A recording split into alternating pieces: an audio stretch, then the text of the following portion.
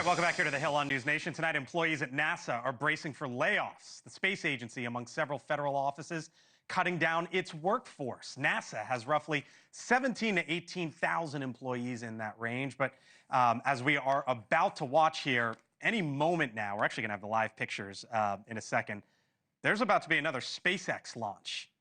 So when you think about, here you go, live pictures. This is SpaceX right now. They're about to have another launch in about 2 minutes or so. This is the Falcon 9 rocket, and they're going to bring more satellites up into space there. So let's consider here NASA versus SpaceX. What's going on? Let's keep these live pictures. NASA's requested roughly $25.5 billion for this fiscal year. Over the past 10 years, it's received nearly $220 billion. Now, the funding is being allocated for several objectives: deep space exploration, space operations, space technology, science, and aeronautics. Now, SpaceX is doing this at a fraction of the cost.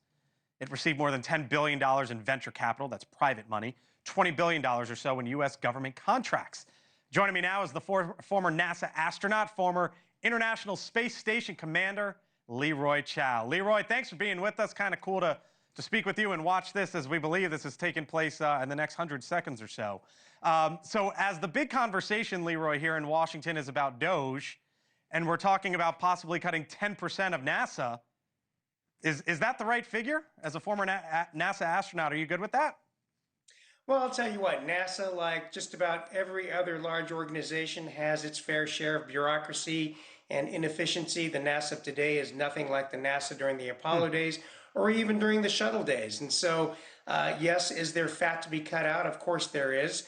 The thing is, the issue so is that how much fat though, Leroy?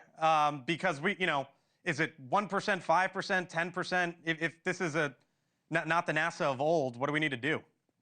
Sure, and you know, I'm certainly not an expert in that, so it's hard for me to say, but I can, in generalities, compare to what's going on in industry. You know, up until now, civil servants have been sacred cows. They generally can't get laid off. But look at industry. Just very recently, Chevron announced they're laying off 20% of their workforce. Schlumberger laying off 25% of their workforce.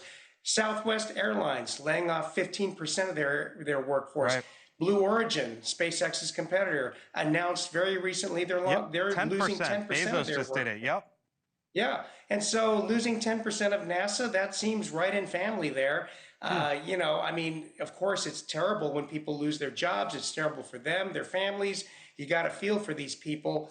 But at the same time, you know, there's definitely fat in the federal government. I don't think anyone would argue with that. What would it do to the communities? Right? What would it do to the communities? Because I'm looking at Florida economic impact, 35,000 jobs supported. Texas, 39,000 jobs supported.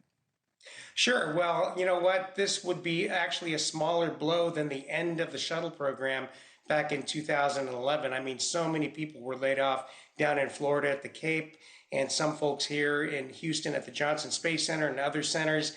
So this is, you know, but all those people, the difference is all those people who were laid off back then were contractors. They weren't civil servants. Civil servants have always been a sacred cow up until now. And the question needs to be asked is, why have they been, you know, sacred cows? Right. So it's interesting to talk to you right now and watch this launch take place here in 10 seconds, because it really does kind of show the moment that we're in right now.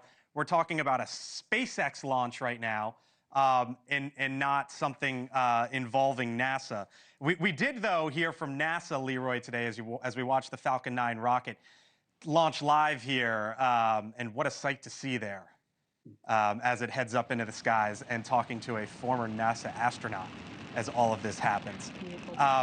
What about from NASA, though, Leroy, today, that there is an asteroid that could hit in 2032, and they've now bumped it up to a 3% chance?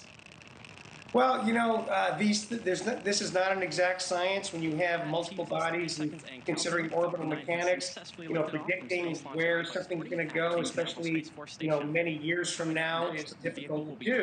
And so I would expect that estimate to be fine.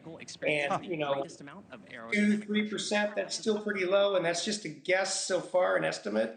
Again, watching this launch is spectacular. By the way, this launch of Starlink satellites is unique because the booster, the first stage, is supposed to land on a drone ship near the Bahamas, which will be a first. Wow.